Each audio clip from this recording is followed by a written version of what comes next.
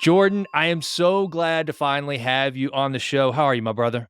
I'm great, man. Thank you for taking the time to do this. I apologize. I had to reschedule a while ago. So thank you for being very flexible with my schedule. I appreciate that a lot. Dude, you are well worth the wait. I got so many things that I want to talk to you about. I mean, you're a dad. Here's another thing that I didn't talk about during our little brief warm up before you got on. So I saw where you were just out in Austin with Tim Kennedy, Yeah. and I just had Matt Bodrow, his business partner, on the show a couple weeks ago. Nice. Yeah, so it's so weird. This is the best part of having this podcast is it shrinks the world so in such a crazy way. Like, okay, this is really wild. So I am looking through Instagram at one of my buddies' posts from the A&M Alabama game. Okay, and I see and there's a Ted Cruz and somebody else doing a press conference, and I look at the back of the head of one of the reporters, and I'm like, I think that's John Talty's head, who's been on my show. He wrote a book about Nick Saban, and he's a reporter in Birmingham. And so I sent him a text that said, Talty, is that your head? And he's like, wow, way to spot that. And I said, yeah. So I saw you're sitting there doing a press conference with Ted Cruz, who's a friend of mine. And he said, oh my gosh, I'm trying to connect with him on this book I'm doing on NIL. And so, and all because John had been on this podcast. So it's just, dude, it's so weird. So It's and also, crazy. it's also the reason why we met because we were out at the Dave Ramsey event. Yep. Yep. And I got to tell you, dude, I'm sitting there in John Deloney's office with you, and you had every reason to be there, brother. You're successful. You have like hundreds of thousands of millions of followers that listen to you for fitness advice and nutritional advice and everything you've done. I don't know why I was there, but I'm sure glad I was because I got to meet people like you. That was a very fun event. They did a great job, and I'm really glad and blessed that we got to hang out and get to know each other. I'm excited to continue to grow our relationship as well. Well, here's what I want to start on with this today, Jordan. So, dude, you're so multifaceted, like I said before. I mean, you have hundreds of thousands of followers. Your YouTube channel is ridiculously successful, and you happen to be incredibly good at what you do, which is a trainer. You're honed in on nutrition, fitness, which were things I told you I love to geek out on. But before we even get into some of the amazing advice and wisdom that I know that you're going to be able to share with this audience, just kinda tell me where the Jordan Syatt story begins. How do you go from wherever you were to then for 3 freaking years being the personal trainer of Gary Vaynerchuk, which I can't imagine what kind of an adventure that must have been. I'm sure you got very low whatever rules you have about getting good quality sleep had to have been out the window. So kinda where does the story begin, Jordan? Yeah, so the story begins. I grew up in Boston, Massachusetts, or outside. I grew up in a suburb of Massachusetts, and basically, my whole family is like very short. You know, you met me. I'm a short dude. I'm like 5'4" on a good day, and we're Jewish. And so my mom was very concerned that my brother and I, two small Jewish guys, were going to get picked on in school. So she tells us one day, she walks in the living room. She says, "I'm putting you two into wrestling." And I remember the only wrestling that I knew was WWE style wrestling. And so I remember I looked at her and I was like, "You want me to hit someone with a chair?" And she was like, "No, you idiot, like Olympic style wrestling." And I didn't know what that was, but I did it and I was 8 years old at the time. And so she put us into wrestling and I fell in love with it. And I was terrible in school. Like everyone else in my family is like doctors and lawyers and professors and superintendents and super, super, super like historians, very smart people. And I was the black sheep of the family. I was in special education. I hated school, but I loved wrestling and I loved everything body and health and fitness related. So at 8 years old, I get into wrestling, I get obsessed with it. By the time I make it to high school, as a freshman, 14 years old, I beat a junior out for the varsity spot. And at 14, going up against mainly juniors and seniors on varsity, they're like 16, 17, 18 years old. My technique was good because I'd been wrestling for a long time, but my strength wasn't where it needed to be. So I wrote an email to a gym a couple towns over from me, a town called Newton, Massachusetts. And I just said, listen, I'll take the trash out. I'll clean the floors. I'll do whatever anything you need me to do. Just like, let me come and learn from you. And I was so blessed because number one, they said yes, they let me come and learn from them. And I interned with them starting from 14 years old. And also, they were incredibly science based. So from 14 years old, I get thrust into the very science based fitness industry, learning from some of the titans in the fitness industry: Dan John, Pavel Tsatsouline, Eric Cressy, Mike Robertson, Joel Jamieson, some of the most amazing, amazing, amazing names in strength and conditioning and fitness for since time immemorial. And so that's when I got started, and I was obsessed ever since. I knew that's all I wanted to do. My first ever client was when I was 16. So I started interning at this gym when I was 14, and I started teaching group classes and doing things over the first couple of years, but they didn't give me my first one-on-one client until I was 16. And his name was Fred. He was like 68 years old, and his only goal was to be able to pick up his grandson without his shoulders hurting. He had rotator cuff issues. And when I was like 16 at this point, my goals were always like look good naked and be a good wrestler. That's all I cared about because I was a teenager and that's all I thought about.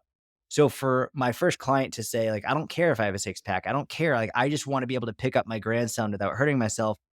In that moment, that's when I knew this is really what I wanted to do because I got more excited to help Fred achieve his goals than I was about me achieving my goals. And I spent so much time learning about the shoulder, understanding the shoulder complex, understanding the joint, understanding the movement, how to improve it, just so I could help Fred with his shoulder problems and be able to pick up his grandson. And that's what I've been doing ever since, man. I've just been a strength coach, nutrition coach, fitness coach since I was 14 years old, and I'm 32 now, and I'm just as in love with it today as I was then. It's kinda crazy, dude, because at 32 years old, you have lived a lifetime of adventure, it seems like. I mean, just you're just crushing it at such a young age. Now, so I gotta ask, the whole deal with Gary Vaynerchuk, I mean, Yep. and I know serendipity usually plays a role in almost everybody's lives, but I can't even fathom how did that how did he find you? Did you seek him out? And then somehow, Jordan, if because you are so prevalent in the social media space, I mean, I gotta believe that you have looked that's a big way you have built your business, right? Were you on your way to doing that before Gary? After? Was he a mentor? Kinda how did that relationship begin? Yeah. So the way that worked is I started making content in July of 2011. So that's a little over 12 years ago now. And Gary was a huge influence of mine. I read his books. I was a follower of his. I was obsessed with him. And I started making content. I made my first website from my dorm room at University of Delaware. And I didn't know an online business was possible. I just knew I wanted to start writing articles to help people. And so I started writing articles at least one a week, every single week in July of 2011, usually more than one a week, but it was at least once a week. Started posting on Facebook, all this stuff.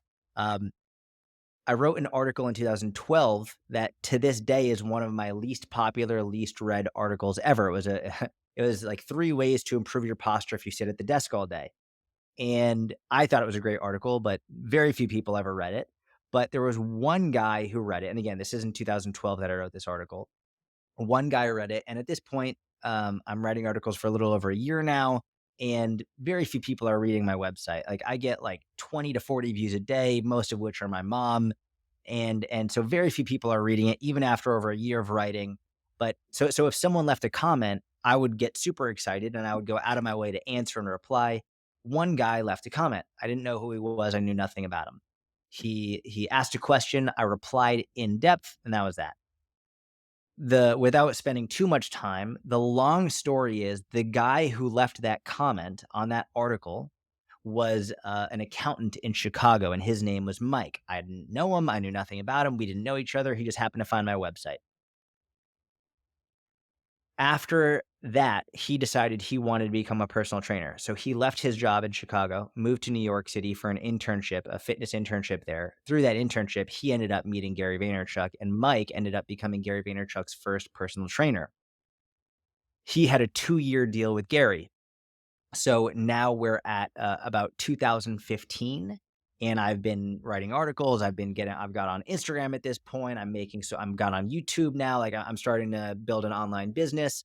And I actually moved to Israel because my business was online at this point. So I was living in Israel, I was just like chilling. I was living my best life. I was coaching people online. Everything was online, and all of a sudden, I get basically a call from this guy Mike, being like, "Hey," and I don't know this is the same Mike from this article in 2012. I have no clue. We haven't kept in touch. And basically, he says, "How would you like to coach Gary Vaynerchuk?" And I thought it was bullshit. I was like, "There's no way. Like, there's no way I'm gonna like this guy is for real. Who is this guy?" And it turns out he's Gary Vaynerchuk's current coach. He had a 2-year deal, and once their 2 years was up, Gary said, "Do you want to keep coaching me?" And like you alluded to, coaching Gary is you don't get sleep. It's insanely busy. It's nonstop. And Mike said, "I think I've had enough." So he was looking for a new coach, and Gary had a lot of postural problems. He had a lot of pain issues. So Mike said, "I think I know a guy." And so Mike reached out to me. He had continued to follow me over the years since I replied to his comment and offered me that opportunity to interview with Gary. So I flew from Tel Aviv to New York. I coached Gary for an hour, flew back to Tel Aviv. This is in March of 2016 now. And I don't hear anything for 6 weeks. So I believe it was the first or second week of April 2016. I get a text message from an unknown number. I'm at my family's house in Haifa, the north of Israel. And the text just says, "Are you ready?" Now, keep in mind, I went to Coach Gary for that hour in March. I haven't heard anything since. I assumed I didn't get the job. So I just reply and I say, "Who the fuck is this?" Because I have no idea who it is. And I get a text message from that same number, a shirtless picture of Gary flexing. And that's how I found out I got the job. And I was like, "Oh my God, I'm so sorry, Gary. I had no idea that was you." Da, da, da. And he didn't even reply. And then I moved to New York City a week later and I coached him every single day for 3 years straight from June 1st, 2016 to June 1st, 2019. Wherever Gary was, I was, whether it was Hong Kong, Los Angeles, Amsterdam, New York City, Nashville, Tennessee, all over the world, all over. We traveled more than we were in New York, but it was devastatingly difficult for 3 years, but it was worth it. And Gary, it's funny when people ask, like, did I learn about social media? The most thing that I learned, the most that I learned about social media from Gary was that you just got to make a lot of really good content. There were no hacks. There wasn't like, all right, these are the hashtags you use or these are the types of content you make. It was just post more and make it really good. And going back to your original question, how did I get that opportunity? It really stems from an article I wrote in 2012 that very few people liked, very few people read. I just ended up replying to the right comment at the right time from the right person. And because I was trying to do the right thing. And I continued to build my audience and build my social media so that guy could continue to follow me. So Gary's whole thesis of make content over and over and over again, you never know which piece of content's going to change your life forever, is how I got the job coaching Gary. So I think it's an incredible point because one of the things that I try to tell people is you've just got to put yourself in the arena before anybody's ever going to see you, right? And so talk to I don't care if it is another accountant out there that's trying to grow their business and they think maybe social media is a way, or it's another trainer that these two that so there's some other random accountant out there and some up and coming trainer, how they get together. How important has it been for you to just exercise that self-discipline of, "I'm gonna write the article even when I don't wanna write the article. I'm gonna even if Mhm. I have nothing at the top of my I'm gonna find something to write about. I'm just gonna keep putting it out and putting it out." And then it sounds to me like you already obviously had that mindset, Jordan, before you ever met Gary to begin with, just, "I gotta just be out there." So for Mhm. someone that right now, let's say you're coaching someone on I'm not just wanting to be a fashion blogger and I don't need the fame and celebrity, but I truly have a business and I want to Mm. leverage the power of social media to get my message out there and attract the type of people that I want to interact with. What do you say to that person? Yeah, it's a great question. For me, the I was very blessed and I've been consistently blessed in so many ways, but when I started my website and I started posting online, it was in July of 2011, and this is before Instagram existed, and it was before I knew an online business was possible. The reason I wanted to make the website and write articles was because I wanted to help people, and I was super passionate about what I was doing. And that for me, I think is my one of my greatest blessings, because if I got into the online space from the beginning thinking, "Oh, I'm going to get rich from this," or "I should be making money from this," I think I would have gotten discouraged very early on because for the first 2 years, very few people saw my stuff. I didn't make any money for the first 2 years. Like I didn't get clients. I had no idea it was possible. I was doing it because I loved it. And I was writing articles every week because I enjoyed the process of writing articles. I enjoyed the process of learning. I enjoyed getting better and learning more from doing it. So I think the major thing here is I didn't get into this to make money. There's nothing wrong with making money. Like making money allows you to be more generous. It allows you to, I think, in many ways, impact more people, give more to charity, there, support your family, support your friends. There's so many wonderful things about it. But from what I've seen and from my own experience, whenever my focus has been post to make more money, my anxiety goes up and the enjoyment for the process goes down. But when my goal is post to help people because I enjoy doing this, then I also make more money. I enjoy it more and my anxiety goes down. So for me, it's I'm just going to post all the time because I love doing it. And even right now, like as you can see with everything going on in Israel, and obviously I lived in Israel, I have family in Israel. Like I'm still posting, even with all the crazy stuff in the world that's going on there right now. I'm still posting because it's what I love to do. Like this is what I love. So that for me is the number one thing. And as long as you're consistent, you keep posting. Same thing with fitness. It's like, listen, if you really want to lose fat, like get your nutrition in check. Make sure you're getting your steps in. Make sure you're getting your sleep. It's the boring stuff that you do over and over and over and over again that's really going to have the biggest difference. It's not what supplements you take. It's not like the getting in the ice bath that's going to make the biggest difference in your fat loss journey. It's going to be, are you eating right? Are you sleeping well? Are you getting your protein, getting your fiber? Are you getting your workouts in? Like that's it. That's the 98% of it. The rest, like the extra 2%, like it's small minutia that won't have that big of a difference. It won't make a difference at all if you're not doing the big blocks. So do it because you love it. And I think from that perspective or from that point, if as long as you're doing it because you love it, the good things will come to you and to the people you're trying to help.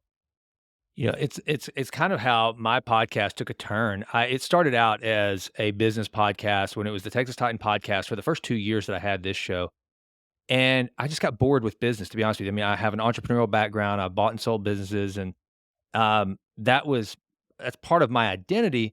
But where I got really passionate was not only getting myself optimized with regard to health, trying to my best to just when I found the joy of being really healthy and Mm, and just the natural high you can give yourself whenever you understand how to tap into those neurochemicals and then just when it started, I got older and I wanted to, like it's interesting that you mentioned that Fred wanted to be able to pick up his grandkids and not without his shoulders hurting because that's one of the things that Peter Attia talks about all the time whenever he's getting mhm, ready for his octogenarian or not octogenarian but his centenarian decathlon is one of the metrics is to be able to pick up my kid, whenever I'm old or my grandkids.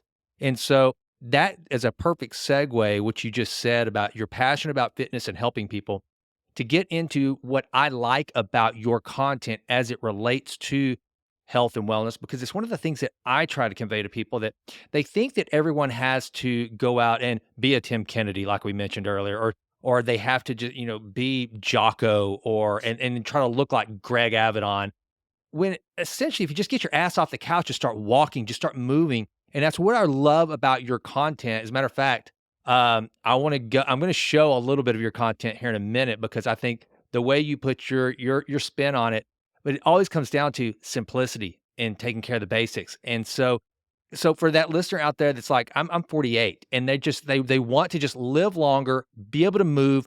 Kind of what are some of the benchmarks they should be looking for? What are some things that they need to be doing?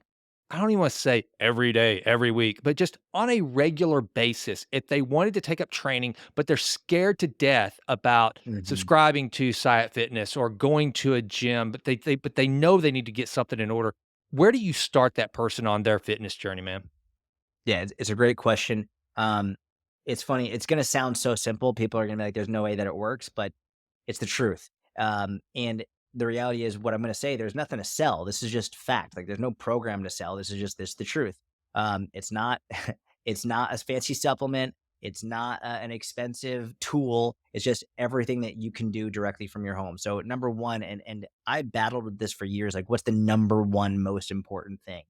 I used to start with nutrition, and I realized the reason I've moved away from nutrition, not because it's not important. Nutrition is unbelievably important. But what I'm talking about, the most important thing that anyone can do from the very beginning, the reason I switched from nutrition is because if we look at the longest living populations in the world, we've got Okinawa on that list. We've got Italy on that list. We've got Switzerland on that list, like top 10 longest living populations in the world. Each of these populations has radically different dietary protocols, whether it's Okinawa, Japan, whether it's Italy, whether it's Switzerland, very different focuses and emphasis. And what's important to recognize about that is that what it shows is that you can eat a variety of different foods and still be very healthy and live a very long life, as long as your total calories are in check, and you're still eating the right amount. Your body fat levels are in check. You have enough muscle and lean mass. So nutrition I put second, because I think the first thing that someone should start with is walking. And the reality is, when we look at populations across the world, the longest living populations, the ones like I just said, and many, many more, the most common denominator is walking. It's activity. We see people who walk the most are the healthiest and they live the longest, and there's no debating that. It's funny also, like I come from a powerlifting background, a wrestling background, jiu-jitsu background. I've been an athlete my whole life. But if there was only one exercise that I could choose for the rest of my life, it would be walking, because it's without question the most important from a longevity perspective. Obviously, strength training is incredibly important as well. Obviously, there are super important benefits to mobility as well. But there's no question that walking has the greatest impact on long term health. There's no debating it, just based on all of the research that we have and across a number of populations, whether it's in controlled trials, epidemiological research, they all point to walking being number one. And the great part is that the vast majority of people can do it. You don't need to go to a gym for it. You don't need extra money to do it. As long as you can stand on your 2 feet, you can go on a walk. And if you can't walk for whatever reason, you can bike, you can swim, you can row. It's movement. The reason I say walking is because what's measured. It's a very easy thing to measure in studies and across populations. But if someone has an issue where they can't actually walk, it's just movement. It's daily movement in whatever capacity that means. It's one of the reasons why, like, and I have nothing against ice baths, like they're fine, but it's funny. Like I see a lot of people promoting the ice baths, and again, it's fine if you want to do it. But if we're looking at from a health perspective, what's better, sitting in an ice bath for 3 minutes or going on a walk? Like walking is like number one, it's way more comfortable. It's in a lot of people are buying these $20,000 ice bath things. It's like, if you want to, great, but you're going to get way more health benefits from just getting the fuck up and moving and going on a walk. Um, and I love sauna, a huge fan of saunas, and like I'll do an ice bath here and there, but it's funny for me. The reason ice baths have made such a big a splash, no pun intended, is because um, people want to go viral. People want their content to go nuts. And so when they post about this crazy, difficult thing, people are more likely to watch. People don't want to watch someone go on a fucking walk. Is it not exciting? So people will find things in order to go viral, and then they will make more content around it. Walking is number one without question. Number two, then we can get into nutrition. And then I think the three major things for nutrition. Number one is your total calories need to be in check. Total calories are going to dictate how much body fat you have. Once your body fat is in check and that's at a healthy level, that's going to diminish your risk of so many issues. It's going to improve your health dramatically, not just your physical health, but mental, emotional health as well. There's a huge group of people saying body fat doesn't matter, and they're fucking liars, and they blinded themselves. Body fat is the greatest predictor of long-term health. So nutrition is the number one thing you can do to improve that. So keep your calories in check, number one. And then I would say two and three, which are tied, is protein and fiber. You want to make sure you're getting enough protein every day, and you want to make sure you're getting enough fiber every day. I think for those of us like you and me who are very interested in nutrition, most of the people nowadays have really increased their protein intake. We can see it across marketing. We can see it like you go to a 7-Eleven, a CVS, a Walgreens, you can see all these protein rich supplements now. All these foods have like high protein options. Protein, thank goodness, has really become a major emphasis across at least the United States. It's not the same across other countries. It's become huge. What has fallen by the wayside is fiber. And there's a lot of reasons for this, but it's very dangerous that people are not getting enough fiber. I guarantee you, I have unfortunately I have some friends who are experts in colon health. in prostate health and specifically in relation to cancer. And one of the major things that they're seeing, and I don't know if you've heard of it, but what we're seeing is men are being asked to get their colonoscopies earlier and earlier and Absolutely. earlier, and their prostates checked earlier and earlier because the rates of cancer are rising. And what my colleagues and friends who are in the cancer realm of those specific topics are saying is largely due to decreased fiber intake. And so we need to make sure people are getting their calories in check, protein and fiber, not one or either. It's like it's all of those. Those are the three most important things. And if we combine walking with those three, like you're pretty good. One of the things too, Jordan, that I read a study a while back where they took these, they were hotel housekeepers, most of which, when they asked, did they get enough daily or weekly, whatever it was, exercise, and most of them all said no. And then they kinda they told them that, well, they educated these housekeepers on the fact that most of the work that they were doing met the actual, Yes. metrics for getting enough, and just by them understanding that, "Oh, so I'm actually getting exercise in my job," markers on their health and their blood work changed dramatically in ways that just didn't even make sense. They couldn't really explain it other than they now looked at their job as getting some exercise, and so that's what I always love to tell people. Like, for example, me, I probably right now, I don't know if you've seen on Instagram, but I'm doing this 8 weeks to Seal Fit, Mark Divine's Yes. program, Yeah. Yeah. just for the pure hell of it. I'm not going to Seal Fit. I'm sure as hell not going to Buds, but I'm like, I wanted to I really like, to program everything, and so I do a Ben Greenfield thing that Yeah. that's just kinda my standard, and then but, like, this morning, because I've been going at it, I do 2 I work out twice a day, morning and afternoon every day, a lot of cardio in there as it makes sense, and today I just said, "You know what? Screw it. My morning workout is not gonna be one of the normal workouts, it's going to be a 4-mile walk." And in my mind, that was my workout. It's not just, I'm not working out, I'm walking instead, and that's the thing too that a lot of people need to understand. Now, talking about nutrition, because I think this is so important. Fiber and protein. So to that listener that's out there, they just heard this, and they're like, "Okay, Jordan, I believe you, Jason trusts you, so I trust you." Where do they get the protein and Mhm. the fiber? Where's the best place to get that? Yeah. So, um, I'll start with protein. It's so simple, and again, like thank God there's been a huge surge of people promoting more protein. So any it's so simple. Chicken, turkey, uh, any type of fish, Greek yogurt, cottage cheese, eggs, steak. These are all amazing sources of protein. If anyone happens to be plant based, vegan, whatever, tempeh, tofu, seitan, beans. These are also great sources as well. But generally, I prefer the whole food options, the ones that I first listed: chicken, turkey, fish, eggs, steak. These are all amazing options. Greek yogurt, cottage cheese are the things that I have every day as well. So protein is relatively easy, and if you want to have protein powders, they're great. Like I have protein powders as well. Usually 1 or 2 scoops a day. It's just quick, easy, convenient, and it tastes pretty good. And sometimes at 10 o'clock at night, I haven't hit my protein yet, and I don't want to have a fucking chicken breast, so I'll have a scoop of protein. It's not unique, it's not magical, it's just a convenient way of getting protein in. So that's protein. Fiber is also very simple, but very people don't know as much about it yet, which is ironic, just because fiber is so important for health. Um, but it's hard to market fiber. Protein is easily Yeah. marketable because, build more muscle, burn more fat. Like there's so many supplements that come with protein. Fiber, it's like Metamucil and all. It's like it's not really more marketable. But I would rather not get it from something like Metamucil. Generally, the health benefits are not as clear from that.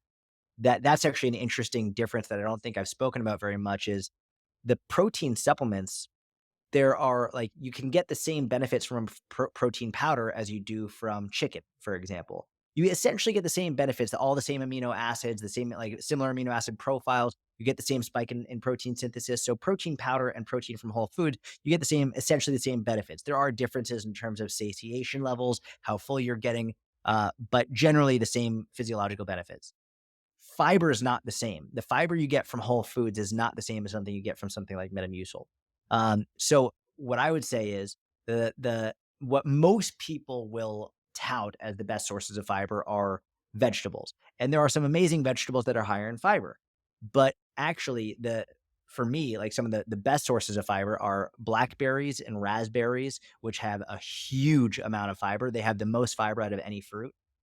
Avocado has a surprising amount of fiber. So blackberries, raspberries, avocado, all super high in fiber. Um, I would say any beans are and lentils are very high in fiber. If we look at again longest living societies, societies that eat lentils are generally far healthier. Um, we could look at yes, other vegetables as well. Pumpkin seeds, or really any seed, beans, nuts, and seeds are relatively high in fiber. Pumpkin seeds have a ton of fiber. Navy beans have a lot of fiber.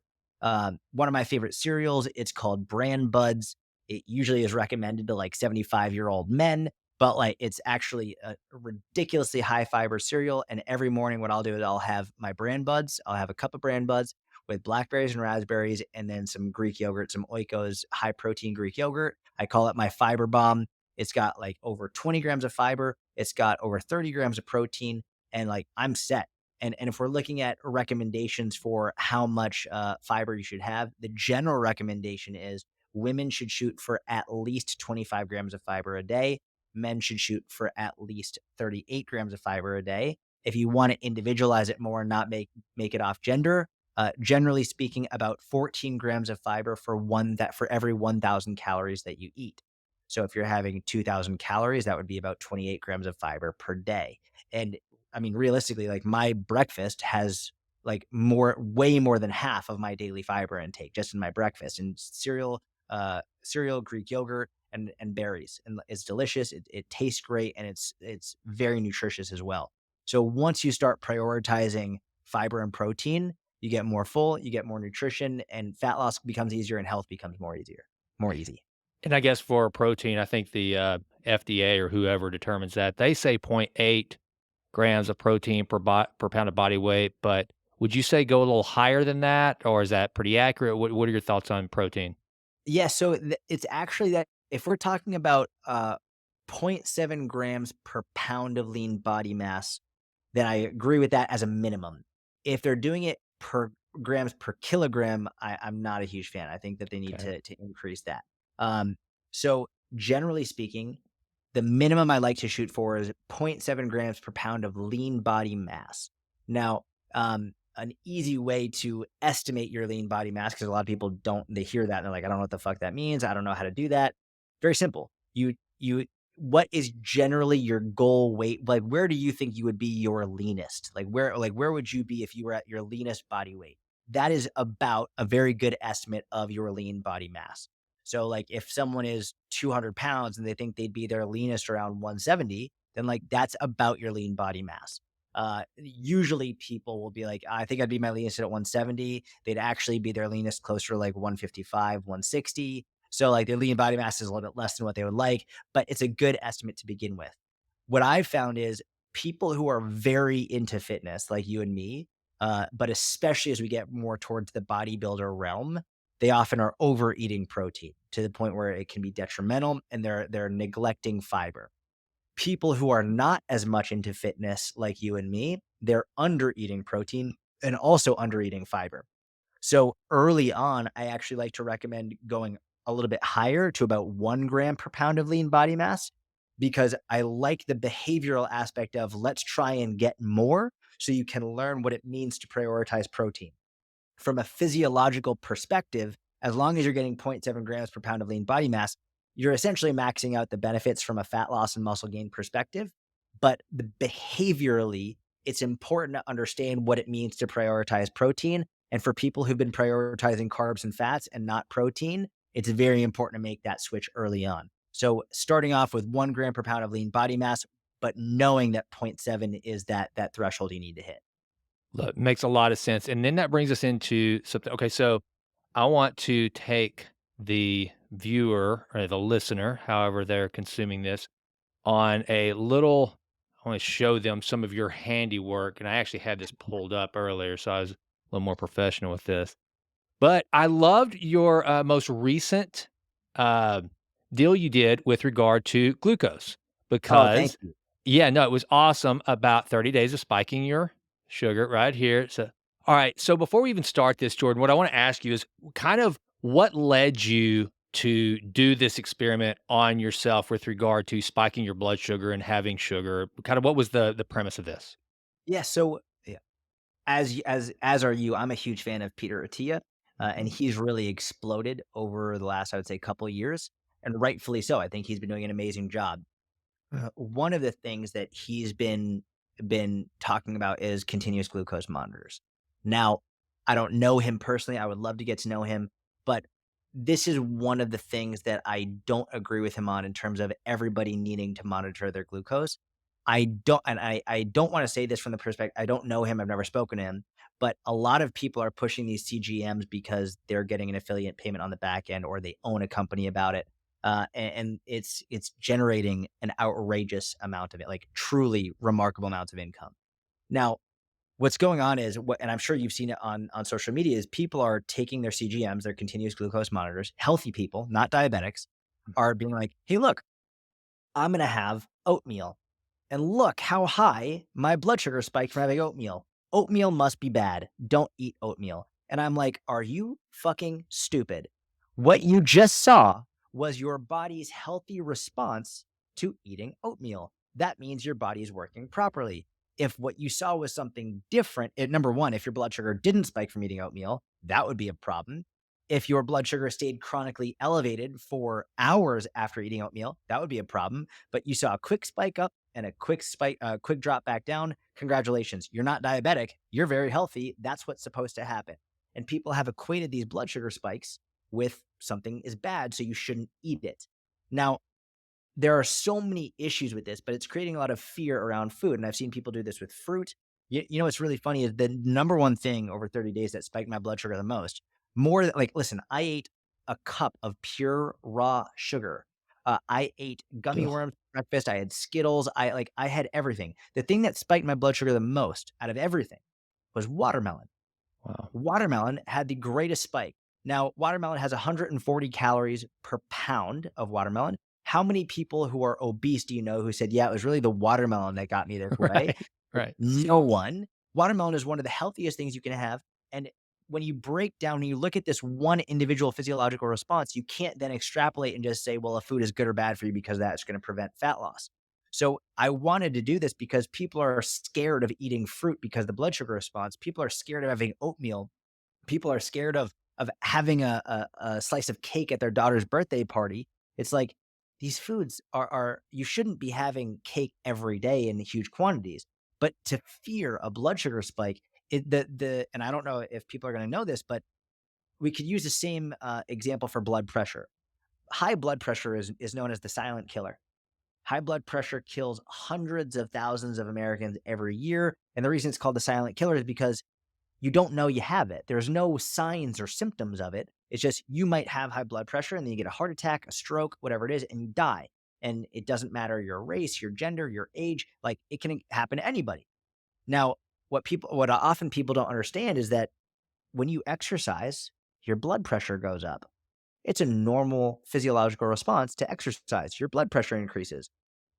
No one would say, oh, exercise is bad because your blood pressure goes up, because we know over the long term, exercise improves your blood pressure. It's not that one individual response to exercise, it's what happens over the long term. Same thing with blood sugar. When you are increasing your blood sugar in one individual spike, like that's normal from a meal. But over the long term, what's happening if your calories and protein and fiber are in check, it's going to improve your blood sugar response as long as your body fat is staying in a healthy range. So it's not about blood sugar spikes individually. It's about what's your diet like as a whole and what's your body fat like and your lifestyle like. Another thing people don't understand is that high intensity exercise spikes your blood sugar. So what I find comical is that people will say like, "Oh, well, you shouldn't spike your blood sugar and you should also do high intensity training." I'm like, "Well, high intensity training is going to spike your blood sugar. So is that bad? Of course not. It's so good for you." So I just wanted to show people that you can enjoy your favorite foods and you can spike your blood sugar and still be very healthy and lose fat. And that's what I did at the end of 30 days. I love it, and I wanna show just a little bit of that video because it was so well done. I'm just gonna show kind of the intro, just kind of a recap, basically.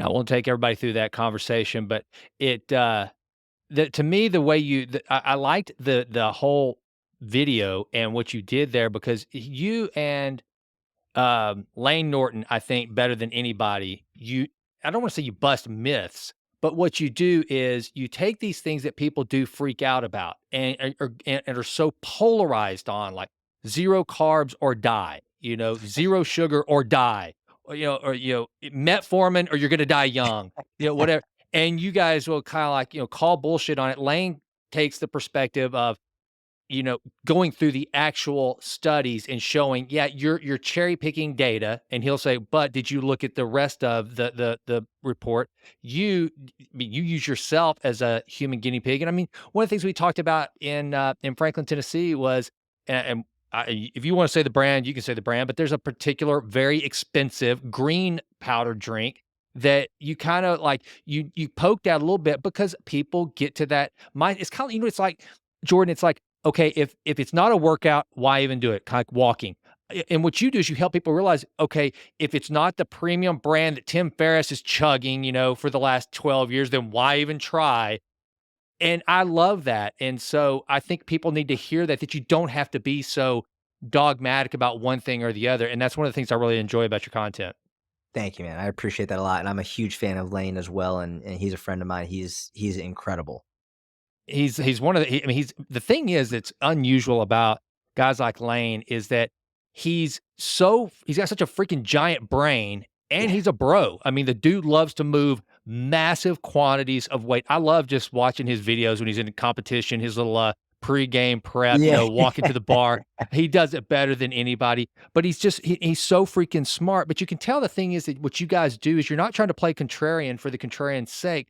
You're trying to and I'm speaking for you, but this is what I gather, is you're trying to give people hope. You're trying to give that Mm. normal everyday person that isn't like you and I, and frankly, doesn't have either by vocation for the business you built or me just by God's grace that, yeah, we get to play with all the toys and we get to work out anytime we want. We get to do these things. I want those people to realize that just because I do it like this doesn't mean that you can't do a third of it and really move the needle. And I think that's really kind of what you guys are doing. Is that if I got it right? Dude, 100%. It's if we look at so my background is in behavioral psychology from a Mm. higher education perspective. So I look at everything from behavior. And I look at like when I started obviously when like I told you when I was 14 getting into the industry. And initially when I went to university, I thought I was going to go in for exercise science. But by the time I got in for exercise science, I realized that my professors had never actually coached anybody. And they were all like talking about research that was many, many years old and that they hadn't kept up to date with the research because they were tenured professors. They had no incentive to. And the other thing I realized was I could give someone the perfect program, the most ideal, picture perfect workout, nutrition plan, all of it. But if they don't follow it, it means nothing. So I switched to behavioral health psychology because I wanted to understand why are people making the decisions they're making? Like everybody knows that like Apple donut, which one's the better choice for their health and fat loss. Everyone knows Apple's the better choice. You don't need a degree to understand that. Um, I mean, we can even look at cigarettes, right? Like on the box of cigarettes, there's a skull and crossbone, and it says, "This is going to kill you," literally. And not only do people who are currently addicted to them still buy them, but people like today, right now, someone is buying their first ever box of cigarettes, even knowing that it's going to kill them. And so we've got to ask, like, why? Why are people making these decisions? And it doesn't just come down to knowledge. It doesn't just come down to what you know. There are other factors at play, and that's what's always interested me is like behaviorally, psychologically, why. So my content and my delivery and everything that I do, everything that I say, the way that I phrase it is all done from the perspective of I want you to feel confident knowing that you can do this. The term for this in psychology is called self-efficacy, which is it's similar to self-confidence. It's not exactly the same, but if we look at people who are successful in life, whether it's fitness, nutrition, business, relationships, people who are successful generally have a very high level of self efficacy in which they believe in their ability to succeed. Whereas people who don't believe in themselves, they don't succeed because it's a self fulfilling prophecy. Why would they even try if they don't believe it's going to work? So, my entire goal is to help people believe, oh no, you can do this. you can succeed. It's not as complicated as the marketers are making you believe. You can absolutely do this. Maybe not, maybe you can't be like I'll never be in the NBA. I'm 5'4". Like it's never gonna happen. So like I don't work as hard as I could on basketball, but like I could get better. I could improve. And I don't want people to be my goal isn't to get people to be in the NBA or be an elite athlete or Olympian. My goal is to get people to live longer and to be able to enjoy life with a higher quality of life with their friends and family. And the more people believe they can do that, the better. I love it, brother. I love that mission. So I want to talk about just real quick before we wrap up, because I know your time is precious. What does a day in the life of Jordan Syatt look like at this point? Man, so it's changed pretty radically recently just because not only have we had our daughter, but we just moved. So in a little bit of a transition phase, but generally I'll give you the schedule right before we moved like a week ago. Um, Wake up usually around 6 a.m. I like to pray every morning. So I'm Jewish and I wrap tefillin every morning. So I like to do that, and I like to read my like either the Bible or the Talmud. So I get like my prayers in, coffee in early in the morning. And then from there, I spend time, have breakfast with my family, with my wife and with my daughter, play around, go to jujitsu. And then I usually do jujitsu from like 9 to 10 or 10 to 11, somewhere in that range.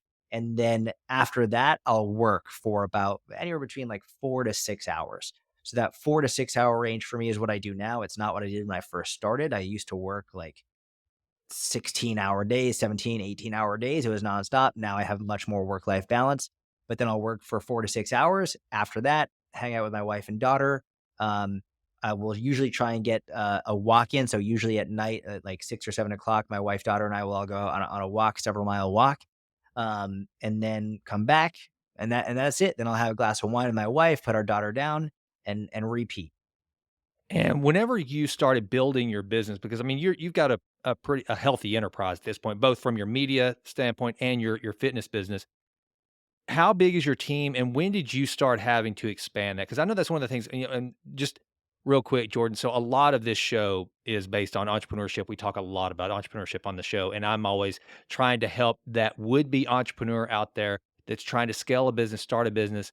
And that's one of the toughest questions is like you starting out as an independent trainer. Well, that's you get clients, you get a book of business, and you train them. But now you're so much bigger than that. How have you managed that transition from being a personal trainer to personality? You're still doing the health and nutrition, and how big's your team, and how do you manage all of that? Yeah, it's a great question. It was very difficult for me. It's funny, like when people ask what I do, I still like if someone doesn't know who I am, I just say I'm a personal trainer. I've never really liked I don't like the influencer culture. I don't like the like I'm an online influencer. Like it's like I'm a personal trainer and I love what I do. Um, because of that, I've never wanted a huge team. I never wanted to be a manager of people. I just want to work with people and coach people and help people. So I was very resistant to expanding my team early on.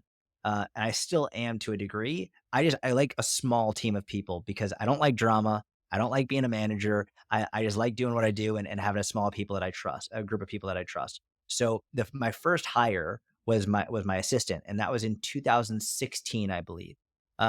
And it got to a point where I had a huge roster of online coaching clients. I was doing my one-on-ones, I was doing my membership, all of my content, emails. I was like, I can't do this anymore. So I actually took on a previous client as my assistant. And it was very difficult because I was micromanaging anything. The first thing I told her, I was like, I don't trust you looking at doing my emails. So the only thing you're allowed to do is just take out the spam emails. Like go through my email. If there's any spam, you can delete it. But that was it for like a year. And eventually she was like, you need to let me do more. Like you need to let go a little bit. And so she's been amazing. I've had her ever since. But the from a fitness perspective, a lot of coaches, what they'll do is once they can start hiring is they'll hire other coaches and then they give clients to that coach, which there's nothing wrong with that inherently. But I knew that I didn't want to run an operation in which I had other coaches beneath me for a number of reasons. Number one is because I am now responsible for what that coach does. It's all under my name, which I don't like that because I can't control what they do. And also the fitness industry is notorious for other coaches coming on, taking your clients and then leaving. And I was like, fuck that. I don't want to do that. Mm. So my route was I'll take on an assistant to help me handle more. And then from there, I wanted to grow my membership, which is much more scalable than one-on-one coaching. So I don't do one-on-one coaching anymore. Now it's fully the membership. And I have one coach who helps me with that. And she helps me with emails. She helps me with in the group setting. She helps me put things together. She helps me stay on track because it's very easy for me to get distracted. So I have my full time assistant. I have a full time coach that helps me inside the membership group. The major thing with her, she was also a previous client. Um, she did not want to run her own business, which was one of the major prerequisites. Is I didn't want someone who in the future wanted to run their own business. I wanted someone to feel like they were a part of my business. So then from there, I have a podcast producer, I have an app developer, I have a website developer, I have a videographer, which is probably the other main one who really helps me get more content in. But the team, the main team is my assistant and my assistant coach.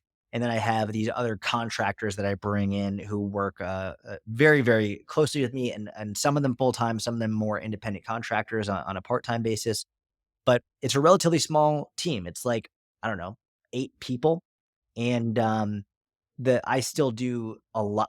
I do all of the content from the perspective of no one is hitting publish on YouTube, no one is hitting publish on my podcast, no one is hitting publish on my Instagram except for me. I have a podcast producer who helps come up with ideas and who helps, edit it. I have a videographer who helps film and edit, but I have the final say, and I'm the only one interacting and engaging with people on social media. I love it, man. I think that's so helpful, and isn't it nice these days where you can buy there's so many freelancers out there. I think that we've gone to I mean, obviously, COVID lent itself to a lot of that, but you can put together a pretty sizable freelance team these days and whenever Yeah. you once couldn't. One question I wanna ask you before we go, and then make sure that I do not let you go without letting everyone know how to sign up for your app and how to get in touch with you. I want everybody to know that, but before that, what is something that so way back when you were starting you were back at in University of Delaware or even back whenever you were still in Massachusetts, that you thought about fitness that was religion, you were and it's you just you held tightly to it, but now you look at it and you're like, "That was the biggest bunch of crap. I've completely shifted gears on." Do you have anything like that? And if so, what is something that's completely changed in your mind on fitness, nutrition, or both? Oh, man, that my life, everything was fitness, and like, as hardcore, as strict, as rigid as you could possibly imagine. Um, I started intermittent fasting when it was either 16 or 17, and it was at the recommendation of my wrestling coach, and so this was 2006 or 2007, and I read a book by a guy named Ori Hofmeckler, who was actually in the Israeli Defense Forces, and he started intermittent fasting because that was just easiest for him when he was in the IDF, when he was on duty as an active duty military, in an active duty military. It was just easier for him to intermittent fast, and I started intermittent fasting religiously. But it was called the Warrior Diet by Ori Hofmeckler, and the way he structured it was 20 hours fasting, 4 hours feeding.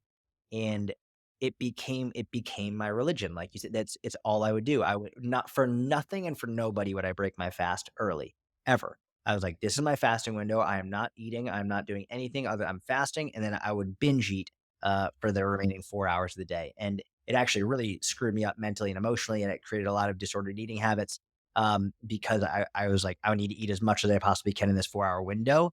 But I did that from probably 17 to 21 years old. And it was that was my religion. Now, years later, I've realized that meal frequency is entirely up to the individual.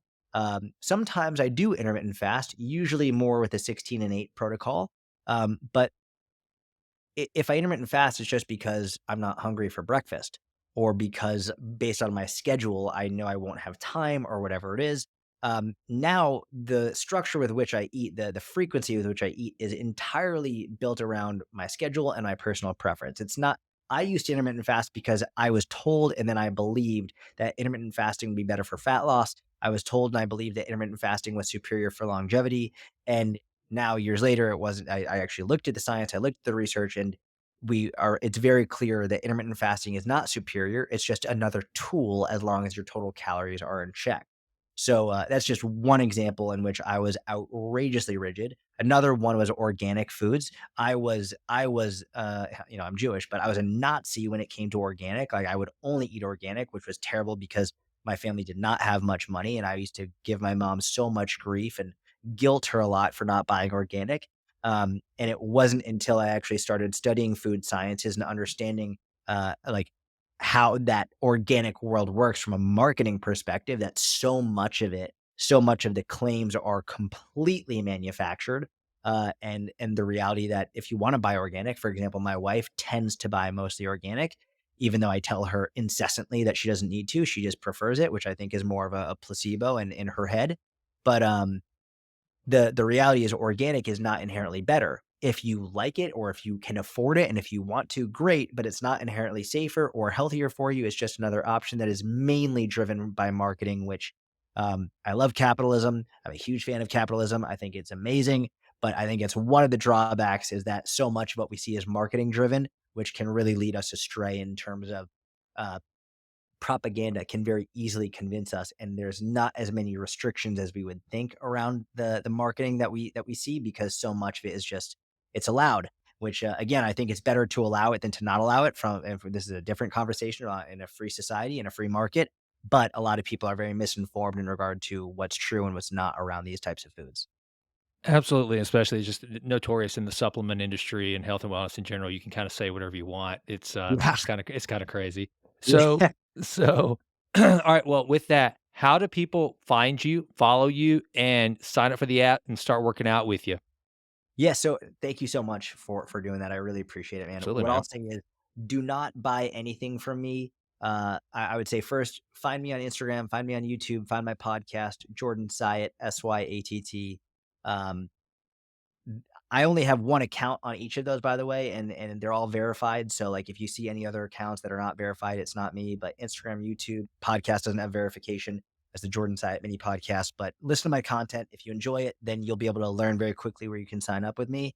But before you don't spend any money on me yet, just listen to my free content, and I hope you find it helpful. Awesome, brother. And then I would be remiss if I didn't say that I and my family are praying for Israel and Thank you, any brother. family and friends over there, brother. As a Christian, we our heritage, it's we're brothers, man. We Yeah, our lineage follows the same place, and so I want you to know that during the time that that everybody that we're all going through collectively, but in particular those friends of mine like you that have friends, family that are over there and they're walking through this and to continue to make the time for not only to continue with what you're doing for your business to keep the trains running on time and everything, but to also take that time to spend with me, brother. I want you to know, thank you. It means the world to me. And from the bottom of my heart, I'm with you guys. I'm praying for you. And hopefully all this mess will be sorted out soon. thank you, man. I appreciate that a lot. Thank you. All right, brother. Well, Jordan, this has been awesome. Thank you for making the time. And folks, thanks for listening to the Jason Wright Show.